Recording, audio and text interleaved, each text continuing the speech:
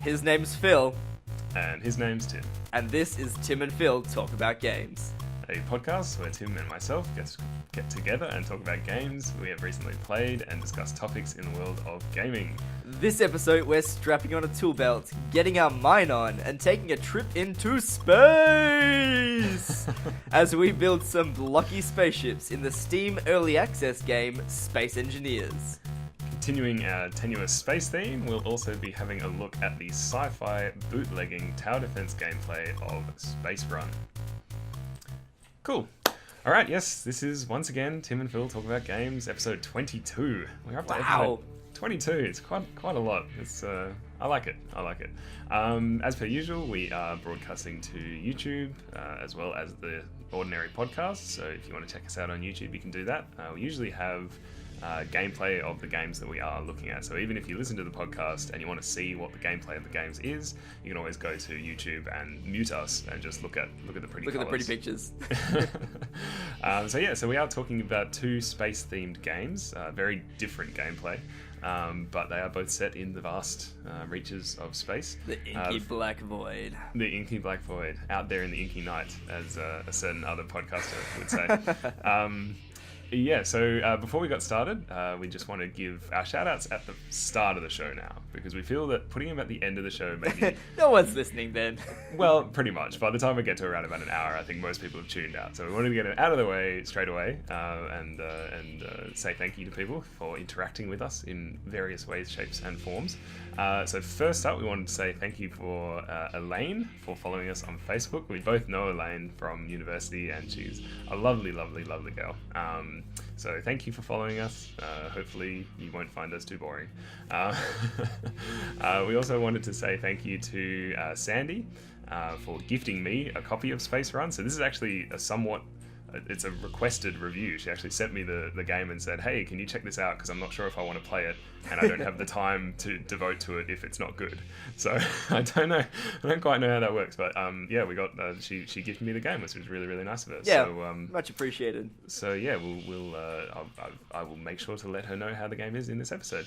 And Tim also had someone talk to him on Steam, I think. Yeah, thanks to Steam user Schneeleopard, which I'm pretty sure is how you pronounce it. Of course, I think so, yeah. Schneeleopard is added me on Steam after listening to the podcast, which was really appreciated. So we thank her first of all for that. And she had a lot of really great feedback for the podcast, which we're trying to implement in current and future episodes. And pointed out that her mum actually got her into gaming, which I think is really nice. I love it when a family member gets another family member into gaming, because it feels, I don't know, special. It's a shared experience. It's cool. Yeah. I like it. She was also the winner of our prize, our Transistor prize. So although she has had a little bit of trouble getting it to work, I tried to give her a bit of help, because I remember I had trouble getting it to work when I first got it, but then it magically started working on its own. So I hope by now it has magically started working on its own, Abby. So if you're still having trouble, make sure to let us know. We'll try and get something fixed there. But it's kind of annoying when games that you really want to play don't work straight away. And it happens a lot. Yeah, I don't know what the deal is. You'd think nowadays we'd have gotten through that. But anyway, so that's our shout-outs for this week. As per usual, if you want to leave us a comment anywhere, we'll pretty much give you a shout-out. We're desperate like that. We're needy people. We are needy people. No, it is really nice to know that people are actually out there listening and hopefully getting some tips on good games to play, because we love games and we love sharing games with people. So, it's all good. Alright, so to get started on the actual content of the podcast, we are looking at two games, Space Engineers and Space Run. First up, we're going to look at Space Engineers. Once again, this is an episode where one of us has played one game and the other one has played the other game. So Tim's going to be taking the lead on Space Engineers, because I haven't actually personally played it. Him and his housemate and a few other people that they know have been pretty much smashing it all weekend. So yeah, we played a pretty solid 40 hours. Quite a lot of experience in playing the game, so I imagine this will be relatively comprehensive. Tim, what is Space Engineers about, and what is it doing good, and what is it doing bad? So Space Engineers is by no means a new game. It's certainly been around the block a couple of times, but it is an early access game on the Steam Early Access project. So it was, I think, greenlit I know it's won a huge number of awards already. It's won the Indie Gamer Award of 2012 or 13, I think it was. But it's following the very Mojang style release schedule, where essentially it releases the whole thing at the beginning, and they just keep adding, content to it, new things that you can do, and you test out and say, hey guys, this doesn't work. And it is like Mojang, it's a small team. So Minecraft, which was made by Mojang, originally started off as just Notch Pearson, and he's slowly aggregated developers over time as the game's made money. And I think the same thing has happened with Space Engineers. It started off originally as Mine Wars 2081, I think it was called. Wow. That is a terrible name. Yeah. Well, you learn things like this. Yeah. And so when it was Mine Wars 2081, I didn't really care about it at all. Yeah. But when it became Space Engineers, I was like, yes, this looks like it'll fit my palette quite nicely. It has the word space in the titles. And engineers. Engineers. So yeah, maybe not. But the point is, I mean, at a time when, we are getting high on Kerbal Space Program and the incoming Star Citizen. And I was thinking more games that I guess Star Citizen in a way does. Yeah, well. It sort of really, ham-fisted punches you in the face with the realism fist. Not sure where that metaphor is going. I don't know either. But the point is that the game is built on, physics, essentially. So you're physically modeling everything that's happening in the game. The big part of Space Engineers is that it's very sandboxy. They've openly stated, the developers have openly stated that they don't want it to be any plot or backstory in the game at all. Sure. The game is what you make of it, which I appreciate personally. As soon as Minecraft started adding in all the Nether Dragon and stuff, that's actually when I started to get less interested in the game. Yeah, I do appreciate that some people enjoy that though. Oh, totally, yeah. Having some kind of goal, and I think the majority of people still play Minecraft. That's it. For the sake of playing Minecraft anyway. Pretty sure Minecraft started off with that goal in mind. I'm pretty sure they, Notch and the Mojang team wanted there to be some sort of story-based endgame content that sort of gave you reasons to why you were where you are. But Space Engineers doesn't bother with that at all. It's entirely what you make of the game. Sure. So the basic premise is that you are a space engineer. Yeah, well, and, that much is evident, yep. You have a tool belt with a jackhammer for mining, a grinder, like a circular saw, for grinding down things and destroying things, and a blowtorch for welding things and building. And if you can see the flickering of bright white light every now and then on the side of my face, that's because my housemate is still playing the game, because it is a lot of fun. Yep. So the basic premise of the game is that you have these three tools, and with it you can mine asteroids and start to build up spaceships, space stations, whatever it is that you want. There is a bit of a PvP element in there at the moment, in that you have things like, the game does include, for example, guns and rocket launchers. Interesting. That kind of thing. But the reason that we just started playing it, and the reason that we're talking about it now on the podcast, is that it recently, in the most recent update, introduced co-op gameplay. So before now, there was no real way to work with someone on something. Oh, really?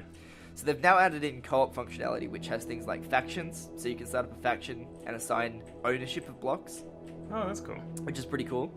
So you can set up, for example, a block, you can own it, but you might say anyone in your faction can use it. Or anyone on the map can use it as well. So it's got some very, very basic limited co-op functionality in that sense. It doesn't have any NPCs or mobs, so there are no things to shoot except for other people. Sure. So if you're playing a co-op game, like for example in the last 48 hours, we haven't crafted a single gun or turret or anything, because there was just no need to. We've recently found out that there is a mode that you can set up on the server options. Now the dedicated server options are a little bit arcane at the moment, and they are in no way streamlined. It is a bit of a battle to get a dedicated server going, and then once the server is going, it's an even bigger battle to try and find it. Oh, really? Yeah, it's quite hard to weed out where your server is in the vast unwashed ether of cyberspace. So no filters or anything like that. Not really, no. I mean, there are kind of filters in the sense that you can sort of list by ping and list by name. But even then, like, our server wasn't appearing, even though it was, right next to me. Oh, okay. And then we tried setting it on LAN settings, and then sometimes it would appear in LAN and sometimes it wouldn't. It's arcane at best. Like, it is a truly eldritch system for getting it up and running. Very much a work in progress then, I suppose. But once you're there, there was a bug on my chair and that freaked me out. Oh, okay. Once you're there, it's a lot of fun. Right. Like I said, we mainlined it for about 2 days straight. Yeah, it's got to be pretty compelling if that's the... But the point was, after 2 days, we were pretty burnt out.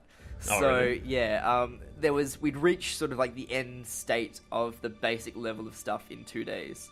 We'd crafted the most expensive components. But like I said, we also hadn't found half the options in the server. For example, turning on random events like meteor showers. Oh, right. Okay. So that adds a whole new level of crazy to it, because you then have to protect the things that you're building from these every now and then spawning meteors. Which adds a feature for building, a reason for building the turrets and guns and rocket launchers, because you can set them to target the meteors. That's which cool. is handy.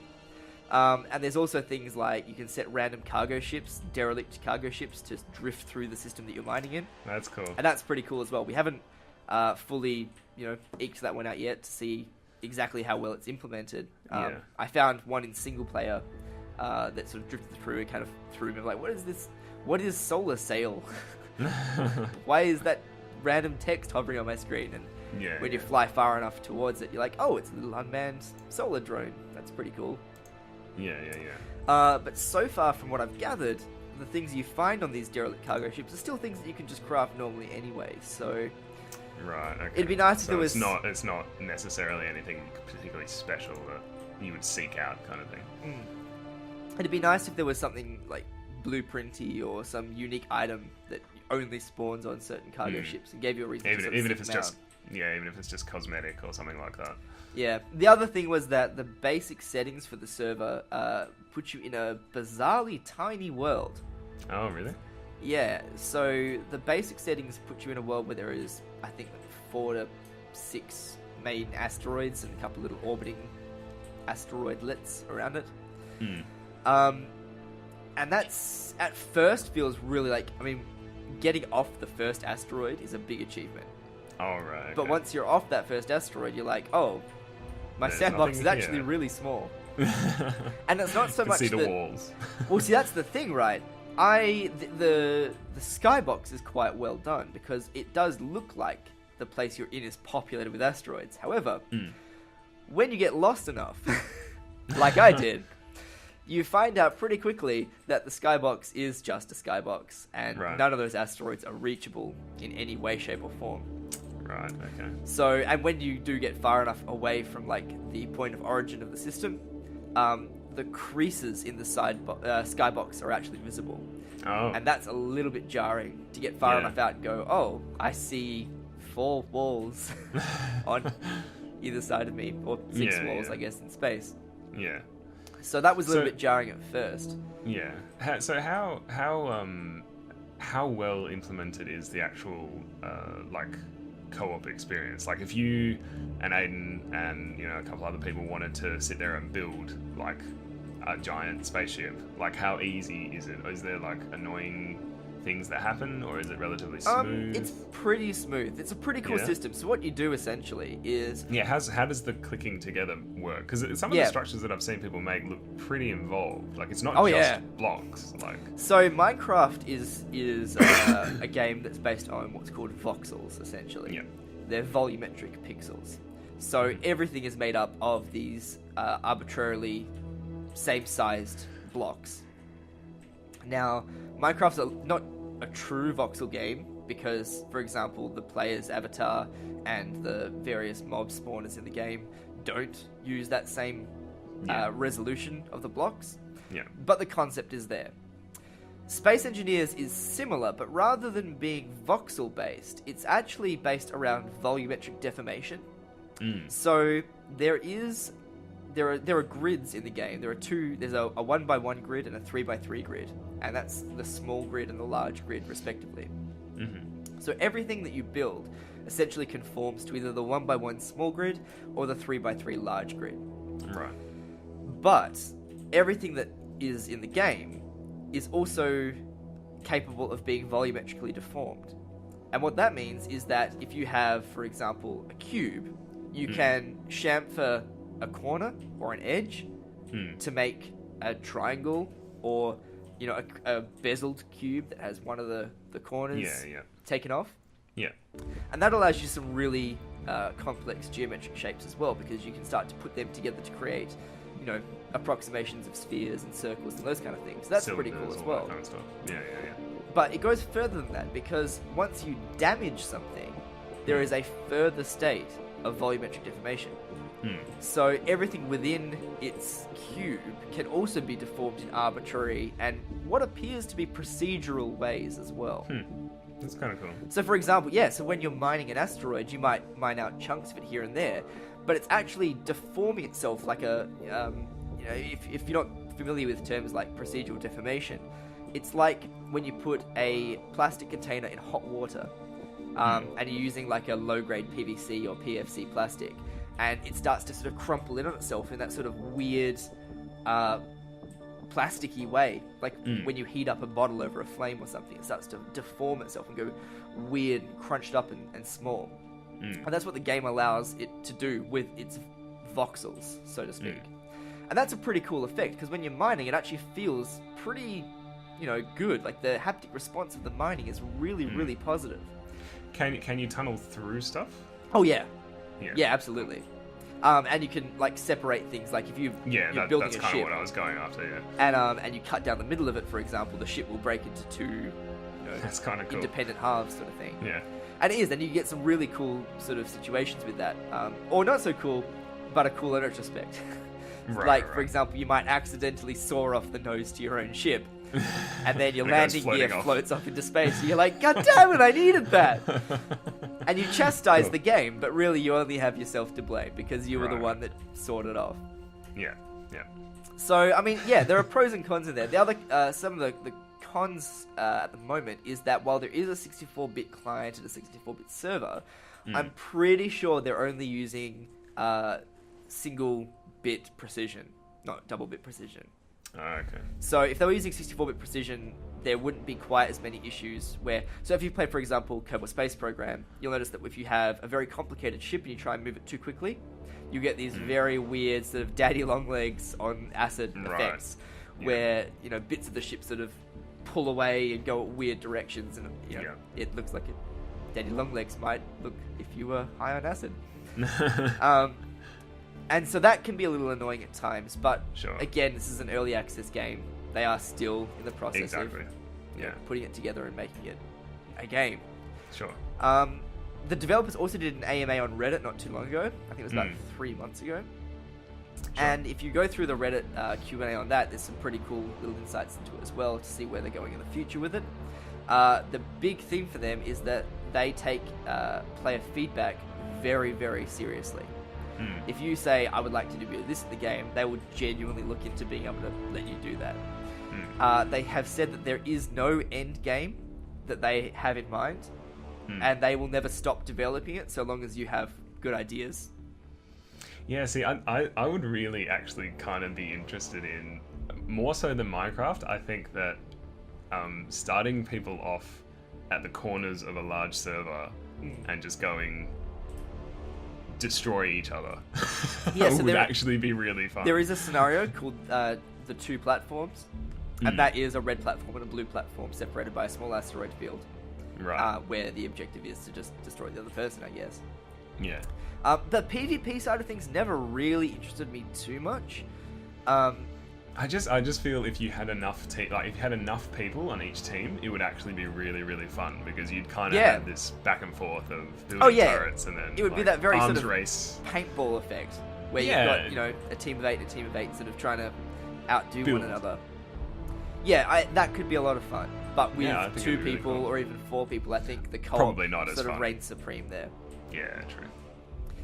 Yeah, I mean, there's only so much fun you can really get out of making your friends' lives miserable.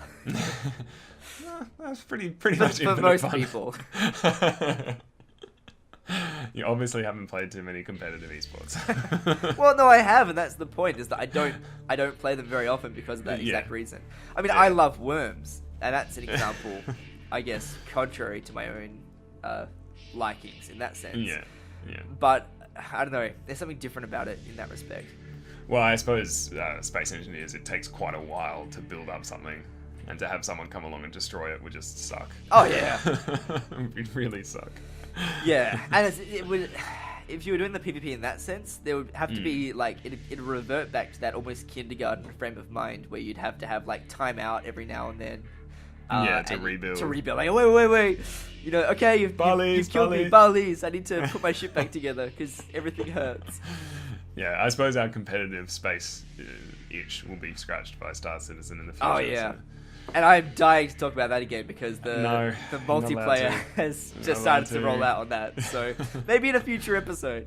Yeah, well, we are going to revisit Star Citizen for anyone that's interested because a lot has happened since the original episode. I think that was in our first episode, wasn't it? Yeah, it was. Yeah, wow. So, I mean, this is one of the things, is that Space Engineers, my housemate and I said to each other regularly in playing it, wouldn't it be awesome if Star Citizen enabled Mechanic X even half as well as it has been implemented here? Yeah. Because it's very well done. I mean, the feeling of having to salvage a ship with a time limit is a pretty cool feeling. So one of the things is when you respawn, if you haven't got a working medical bay, which is kind of like the respawn point in the game, you have to respawn on a rescue ship essentially. It's like your character has died and you've started a new character, and that new character's on a rescue to go and try and rescue the trapped colonists or whatever it is that's kind of your cool. previous character is. That's their kind of way of explaining the death mechanic. Sure. And then that means all the ownership is no longer yours. So then you have to go and retake ownership of things. So that's one of the things. But this medical ship, this rescue ship that you get launched off in, will despawn after an X amount of time or when you log out. Sure. So all the resources that are on this new medical ship, like, I mean, this thing has a cargo bay and a refinery and an assembler and a medical bay and all these cool things. So you try and salvage what's on them and try to take the parts of the ship and break it down before it disappears, sort of thing. And one of the problems you might have is that it might get caught in the gravity well, for example, and start flinging itself off into oblivion. And so then it's a case of grab the most expensive things before the ship goes out of reach of your platform where the main stuff is. And that puts an artificial time limit on things. And it was a lot of fun. I mean, that was probably the most fun we had in the game, was trying to quickly disassemble and salvage this ship before it was too late. You know, too late in scare quotes. Yeah. And I was thinking to myself, like, wouldn't it be so cool doing this in Star Citizen, essentially? You know, being in a derelict ship and knowing that at any moment someone could arrive with a bigger fleet than you've got and try and wipe you out and take the derelict for themselves. So the mechanics in Space Engineers are really, really well implemented. Like, they have a lot of weight behind them. They feel really good. Yeah. Oh, awesome. Yeah. Well, it sounds really good. I mean, so in terms of how quickly do you think they're going to be kind of working on the co-op and the server aspects to make it a bit easier to get into? Because I imagine a lot of people will probably look at the arcane system of setting up a server and just go, no, you know what? Too difficult. Can't do it. Yeah. Yeah, so, I mean, the patches seem to be coming out fast and furious with these guys. They send out some pretty regular patches. Not quite as regular as Starbound, but still very, very regular. So they're active in the development, and they are actively listening to the forums and listening to the Steam threads and all the different, you know, places where you can leave feedback, the Space Engineers Reddit and all the rest of it. So it's coming out fast and furious. But like I said, this is the first sort of real co-op mode that the game has had. So you expect it to be buggy, but my prediction is that this game has a huge amount of potential in the future. Like, it's one to definitely watch. It's one, if it's on sale in Steam, pick it up. Otherwise, if you really need something, then grab it. Otherwise, you know, maybe leave it on for a little bit later. Yeah, for sure. No, that sounds good. So how much is it on Steam? On Steam at the moment is about $20. Oh, okay, sure. But I think I picked it up for slightly less. I'd have to check that, but I think it's around the $20 mark. I mean, so the other thing I realized after this most recent Steam sale is that the prices we're quoting are Australian prices, and these are regularly different in other places in the world. So when we say it's about $20, we're saying about 20 Australian dollars, which may well be more than what you're paying. Yeah, it's probably... You can usually round down. Yeah, $20 is usually about 15 in the US, so you might be getting it for cheaper. Yeah.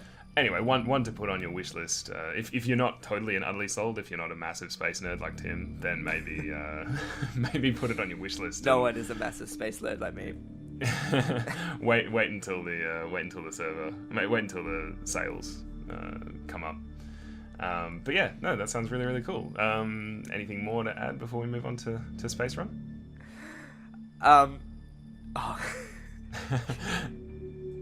Our friends are jumping in and out of our mumble server. We forgot to really go lovely. into the we forgot to go into our little private room. So I'm just gonna quickly do this. Yeah. Okay, so that was incredibly unprofessional, but okay. No, that's cool. Yeah, so I highly recommend it. Awesome. And yeah, if people want to play, I think so. One of the things I'm pretty sure we're going to be seeing in the near future, I think we're going to be seeing some more Steam integration as well. So you'll be able to join people's matches by Steam ID and stuff like that. Yeah. So if anyone's looking for a place to play it, I believe that Tim has got a server up at the moment. But it's arbitrarily up. Sometimes it's up, sometimes it's down. So well, you can always ping him on Steam, and as per usual, we'll list our Steam IDs and stuff like that at the end of the program. Otherwise, you can always look at our website because they're up there as well. But yeah, if you want to get into Space Engineers, just make sure you give Tim a holler. Sounds good. Coolios. All right, we'll move on to our second game, so that we're not talking for forever. So the second game is Space Run. Space Run. Yeah, it's a slightly less ambitious game, I guess you would say. Far more traditional in terms of. But that's not to say less worthy. Oh no, not at all. I'm just saying it's not trying to be an engineering game that's also set in space. I don't know. It's a far more linear game, I should say. A far more linear game. So Space Run is essentially a tower defense game. That's what it's modeled on in terms of if you're talking about lineage. Yeah, it's definitely a tower defense game, but it's a tower defense game with a little bit of a twist in that you don't have monsters. So a traditional tower defense game, what usually happens is you have some kind of maze, and monsters will be running through that maze, and you build towers either side of the path that they're walking to fire down on them. Tower defenses have been around for forever, basically. They were originally, if I'm probably going to screw up the history of it here, but I think they were originally in StarCraft as a mod. Yeah, it was either StarCraft or Warcraft 3. Either one. I mean, I remember playing both. I remember playing tower defenses in both StarCraft and Warcraft 3. More remember Warcraft 3. That's definitely where they took off and started being like something that people played all the time. Like, I remember played a lot of tower defense. Oh man, like Mu TD, like Hero Defense, all those kind of things. Like there were heaps of tower defenses in Warcraft 3, and I as we said in our local multiplayer episode, if you want to have a great LAN game, just install Warcraft 3 and find all the most popular tower defense and hero defense games. It will keep you occupied for hours. There was a period of time where I was very much a War 3 mod connoisseur. Oh man, we had like folders and folders of them ranked by how good they were. Like the very best in this folder, and they're like the sometimes in this folder, and the if you're desperate in this folder. Yeah, exactly. Anyway, so it comes from Autumn TD. I remember Autumn TD. That was one of the best. That was a good one. Anyway, so Space Run's a tower defense. Rather than doing the traditional thing of having monsters running around a maze and you build towers, like defenses, turrets, that kind of stuff, to fire down on them moving through, what you are is a ship, and you move through space while the enemies come to you. Now, ostensibly, the plot of the game is that you are a down-and-out space courier, essentially. You're a crack pilot, but you've been reduced to transporting cargo for various clients, and you have to work your way up from having millions of dollars in debt to what is essentially the space mob, to being a highly sought after courier. So what happens is that you have your ship, it's conveniently built out of hexagonal platforms, or what look like hexagonal platforms. It doesn't have to be aerodynamic, folks, because we're in space. It's in space.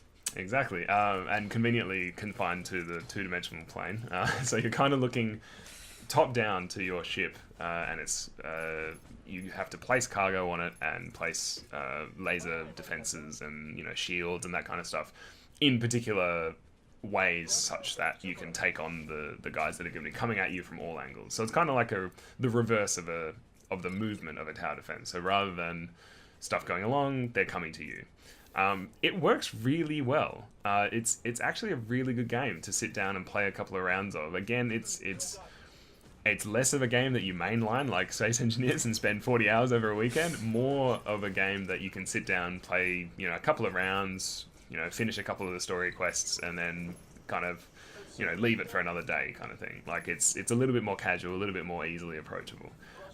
In terms of the gameplay, it's interesting because it's very much it's a juggling act of where to put things on your ship. All right. So you have to make sure that you have enough thrusters to get through. So there's actually some rewards if you make it through faster, you get more money. Mm-hmm. So if you don't build enough thrusters, you won't get a big payday. But if you build thrusters, then they're taking up space on your ship, which is taking up space that could be occupied by defenses. There's also stuff like laser turrets initially can't change orientation. So you have to build them in the orientation that you want them to fire. And because you don't really know where things are going to come from, you kind of have to cover all your bases. Right. So that's kind of the macro management. In terms of, there's other stuff like placing shields so that they protect turrets. There's stuff like, there's mechanics that will actually build more cargo somehow. I don't really know how that works in terms of logic. But isn't that how mechanics work? Yeah, they just make more things. More cargo. Yeah, whatever. Anyway, so they'll build you more cargo, which will earn you more money. But again, that cargo will take up valuable space, and the mechanic will take up valuable space on your limited space ship. As is true in real life. As is true in real life. Mechanics will take up space. Yes, they will. Yeah, so there's kind of that balancing act that's kind of the macro balancing act of where to put things so that you're making sure you cover all your bases. Obviously, with repetition of the levels, you can know where things are coming from, so you can maybe tweak things so that you know where things are coming from, so you don't necessarily need to cover this part of your ship so much, kind of thing. So there is kind of that replayability of being able to do it better and more efficiently and get better payday if you repeat the levels. That's the macro side of things. The micro side of things is that each component that you put on there will have a special ability. The special ability costs the same currency that you use to build stuff, but it can sometimes be more effective in the long run to use the abilities rather than, say, build another laser turret. So in the case of the laser turret, you can get it to use an ability to be 3 times as fast. So you can kind of do a burst for 30 seconds where it'll actually, rather than firing like pew, pew, pew, it'll be like pew, pew, pew, pew, pew, pew, pew, and just be firing like crazy, like for 30 seconds, which costs half as much as a new turret does. So you kind of need to balance that economy of, well, I think I can get through this asteroid field with just 1 turret, but I'm going to have to spend the 25 currency to get it, make sure that none of the asteroids reach me, but then I'll be saving 25, so I'll be able to build a missile launcher rather than just a normal laser turret. Right. So yeah, it's kind of got that nice mix of macro and micro, so that you're not just, because a lot of the time in tower defenses, I don't know about you, but a lot of the time you kind of stumble upon a winning formula and you build it, and then it's just a matter of fast forwarding.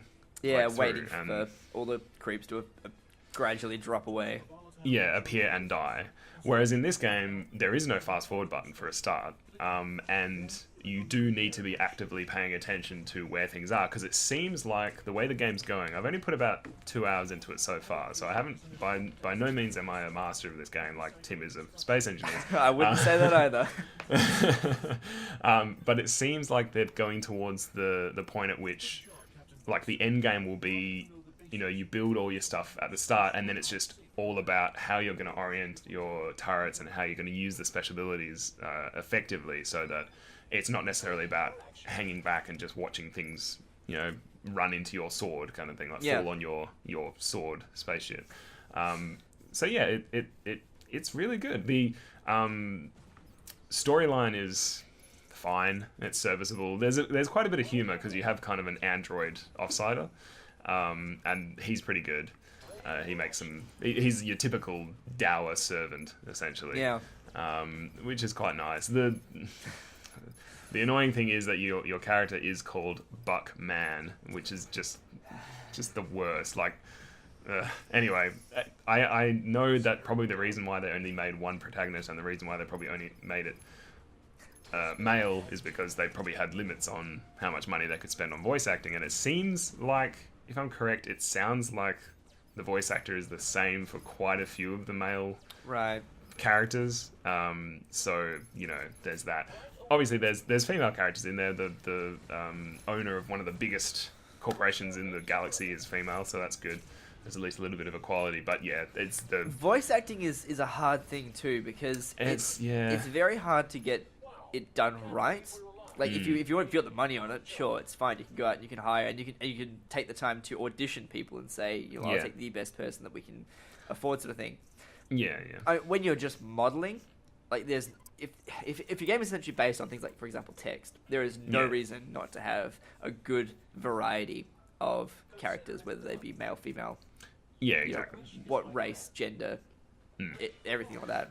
Well, I mean, but, all the characters are voiced, so... Yeah, so it becomes a big issue when you're putting together voice acting, especially for small studios, to try and get that full sort of spectrum of diversity in there. Yeah, so obviously, I mean, we're not giving them crap about having voice actors, and, you know, the interplay between voice acting and, you know, getting enough people to make it sound authentic and getting enough variety in the characters and the variety in the sex of the characters is obviously a tricky one, so I'm not going to slam them for that. The voice acting is, as I said, pretty damn good for a small studio, which is nice. Yeah, I mean, at least it's good. So, you know, there's that. The dialogue, because it's all dialogue, that's actually a really good point. I mean, sorry to interrupt there, but... No, go for it. For example, I think it's well and truly worth spending your money getting one really good voice actor than like pulling it out and trying to get a good variety of average voice actors. Yeah. If you look at a game like, for example, Transistor, though, like... Yeah, I knew you were going to say that, but the problem is with comparing Transistor and Space Run is that you really only do have two characters in that game, and one of them can't speak. Well, that's so not it was kind really of designed true. into it. I Without know, but spoiling the game. There are other people, but... And some of them interact in varying degrees as well. Yeah, I know. But the point is, they obviously iconic. designed it like that, though. Yeah. Yeah. But there are other games as well where they've only had one voice actor. I mean, look at, for example, Portal. The only voice role there is GLaDOS. And it's a really good voice role. I mean, they spent a lot of... they spent their money wisely. I have no idea how much they spent, but they spent it wisely. Yeah. And having two vocal characters would have diluted the experience, which they kind of did in Portal 2 by having Wheatley, but... But again, I mean, that's a design decision. Like, yeah. How do you... But, like, I would argue, how do you tell the story of Space Run, such as it is, without having multiple characters? Like, he's not going to deal with just one person in order to do courier jobs. But what I guess I'm saying is that if you can only afford one good voice actor, then don't have it vocalized. Have it text with, like, a noise or something. Like, do something else that gets the message across. Rather than diluting your game experience down. There are so many really bland game experiences. And I'm saying this without even having played the game, of course. Yeah. So, it's a very ethereal horse to be high on. But I think that there are so many really bland games where they have obviously stretched their development budget far too thin. Where I think it would have worked a lot better if they'd have focused on one particular design philosophy and stuck to it. Yeah, I mean, I should say that the voice acting in Space Run is really good. So I don't have any issue with them choosing to do voice acting in Space Run. And I get what you're saying. I actually did ask a question of Gamers with Jobs, a podcast that and it totally relates to this, because I actually asked them. They mentioned voice acting in one of their episodes, and I asked them, would you rather have a game that has just text but heaps of really good text, or voice acting, but maybe the text isn't as good? And essentially they said, Sean Andrich and co said, it doesn't quite work like that in terms of development. Like, it's not like you take money out of one thing and that automatically makes the rest of the thing really, really good. It really is a ground-up decision. And so you kind of need to make that decision really, really early on, and maybe you make that decision really, really early on, and then later on you kind of go, oh shit, maybe we shouldn't have done that. But it's too late by then. Like, there's no way. Obviously, as we've said countless times in this podcast, development is friggin' tough, and it's not for us to criticize anybody. If it was easy, the market would be flooded with amazing games. Yeah, exactly, right? So, you know, it's not something that we particularly want to chew anyone out about. So, yeah, I mean, the voice acting is really, really good. The characters that they've chosen to represent are pretty good and pretty varied and diverse. So, you know, it's not. So, and some of them are parodies as well. Like, there's a Richard Branson-esque character. I think he's actually called something like Brandon Ricky or something like that. You know, it's very obvious that that's who it's supposed to be parodying. So it's, you know, it's a bit of Richard humor, Branson. a bit of you know, it's something like that. It's something completely cheesy like that. But anyway, we're getting way away from the gameplay, such as it is. It's relatively simple. If you've played any kind of tower defense before, and enjoyed it, then you'll enjoy this. Like, it's very slick. It reminds me a lot of you know, the modern tower defenses like Prime World Defenders. What was that other one that came out? Defense Grid. Defense Grid, yeah. Really Defense good Grid. game. Really good game, and they take the tower defense mechanic and they make it smooth. Like, they really nail it. So it's similar to that. It's something that you can pick up and play, and something that you can put down just as easily, but it's enjoyable, so you're going to want to pick it up. There was another one times. called Anomaly, which is really cool. Oh, yeah. That was Anomaly. kind of the inverse of a tower defense, where you were so the you things trying to played- get through the maze. Yeah, that was really good. That was on mobile, I think, as well. Yeah. So yeah, I mean, it's a really good. I imagine it's probably going to give you around about 10 to 15 hours worth of play. I would have thought, is just to get all the. If you went through the game just once and didn't bother getting all the, like, 100% kind of thing, probably 10. If you wanted to perfect it, probably more 15. Yeah. So yeah, Which is good. I mean, for a smallish game like that, 15 hours is a good amount of time. Yeah, and I think that in the future, if they were to integrate Steam Workshop, any kind of editor, and it'd be a really easy editor to do, because really you only need to define what you're sending, how many of them, and from what direction, and you just do that across a timeline, and it'd be sweet. Yeah, or and do what the guys behind FTL did, and a year later release a free update to the game that adds a bunch more content. And completely changes how you play the game. Yeah, probably not going to happen in this case, because I think the FTL the FTL update was quite unique. But yeah, I think it's definitely a. I think if you've got people, again, it's one of those games where if you've got someone that hasn't played tower defense before, it'd be a good tower defense to get them into, because it is quite easy to get into, and if you don't want to completely 100% the game, it's not going to be hard to do that. Like, it's not going to be hard to make your way through the game and finish it without dying, kind of thing. It's when you want to challenge yourself and push yourself to dump on a bunch of thrusters at the cost of laser and defense systems in order to get there faster. So that's the mechanism that's the mechanism as to how you get more money and better scores, is to get there faster, obviously, because you're a courier. So you have to balance that. Just like in real life. You know, just like in real life. Putting a bunch of thrusters on the back of your ship may make you go faster, but it's not going to make you be able to take down the pirates that are attacking you. So it's that balance to get the 100% and the S ratings and that kind of stuff. So yeah, but other than that, I think it's a really great game. It is $15 Australian, which I think is $5 too much for some reason. I don't know why. I think that $10 price point is really where games like this should sit. Not that I don't value developers' time or anything like that, but in the Australian market, and especially on Steam, there are a lot of really friggin' awesome games for under $10. And to put this at 15 is just maybe shooting yourself in the foot a little bit. Yeah. But yeah, I think, again, like Space Engineers, it's probably one to put on your watch list and buy if you aren't 100% convinced of tower defenses. If you do really love tower defenses, then just buy it. Yeah. It's a really good addition. So or wait for the inaugural and obligatory Steam sales. Yeah, Keep an eye out exactly. for it. I mean, it was on sale in the recent Steam summer sale. Yeah. I put it on my wish list, and then I didn't get the notification for some reason that it was on sale, so I didn't buy it. Because I tend not to want to go on Steam while the sales are. I put all the games that I actually want, like that I actually really want, on my wish list, and then I just try not to go on Steam because otherwise I will buy everything. Yeah. That kind of worked this year, but not really. I still ended up buying about 15 games. So, yeah. Could be worse. Can't really help that. You could be a meth addict. Yeah, well, you know, at least you'll keep my your addiction fingernails. Yeah, and my teeth. And your teeth. Actually, maybe with you just your teeth. Yeah, I chew the crap out of my fingernails, so they're gone. They're a lost cause. I don't think there's any point in keeping those around.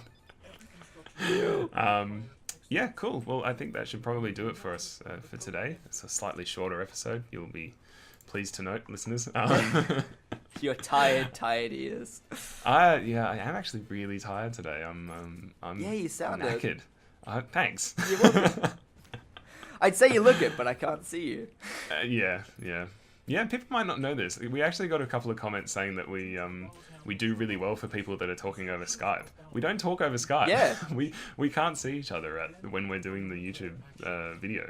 We're just recording our webcams and then we put it all together in post. So it's good that we've got the illusion going. Yeah. But then we just shattered it. So. We use OBS to record local video. And then we just do the audio over a program called Mumble, which is a fantastic TeamSpeak style voice over IP program. Yeah. So maybe if people want to know how we actually put our podcast together and that kind of stuff, maybe we can do a couple of behind the scenes posts or something. Or how-tos. A how-to would be cool. Yeah. Let us know. Anyway, thanks for listening, as per usual. You can find us on the web at www.timandphil.com, that's Phil with 2 L's, and on Facebook at facebook.com/timandphil, again with the 2L thing. If you want to contact us directly, individually, you can find Tim on Twitter at Dungeon Master. You can add him on Steam as a friend, at Steam Community. .com/id/Ageotas, that's AGEOTAS, or at his website, which of course is angerage.com. And yes, I only got the spelling right this time because it's literally on the screen in front of me. I cannot, for the life of me, get that right when it's not. It's only been Ageotas for 15 like decades. Years. That's pretty bad. And you can find Phil with 2 L's on Twitter at ToothSoup. Add him as a friend on Steam, which is steamcommunity.com/id/Flaxer, FLAXEH. Or you can find Phil at his regular personal website, toothsoup.com. Thank you for listening. And happy gaming.